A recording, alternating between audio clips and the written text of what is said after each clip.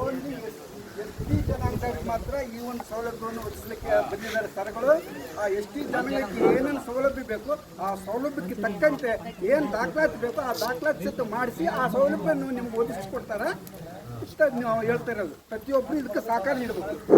ನೀವು ದಾಖಲಾತಿಗಳನ್ನ ಈಗ ಪಂಚಾಯತಿ ಒಳಗೆ ಏನು ಕೊಡಬೇಕು ಅಂತೇಳಿ ಒಂದು ಲಿಸ್ಟ್ ಇರ್ತೈತಿ.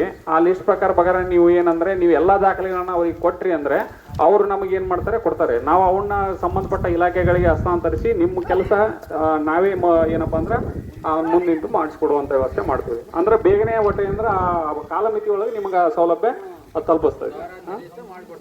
ಟೈಮಿಂಗ್ಸ್ ಇರ್ತಾವ, ಇಷ್ಟು ದಿನ ಇಷ್ಟು ಒಂದು ವಾರ ಹಂಗಿರ್ತಾರೆ.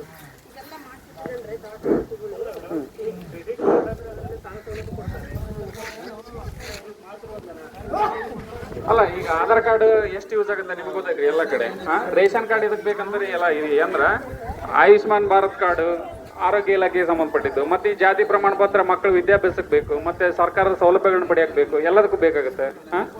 ಮತ್ತೆ ಡೊಮೆಸ್ಟಿಕಲ್ ಸರ್ಟಿಫಿಕೇಟ್ ಬೇಕು, ಮಕ್ಕಳಿಗೆ ಹಾಸ್ಟೆಲ್ಗೆ ಅಪ್ಲಿಕೇಶನ್ ಹಾಕಕ್ ಬೇಕು.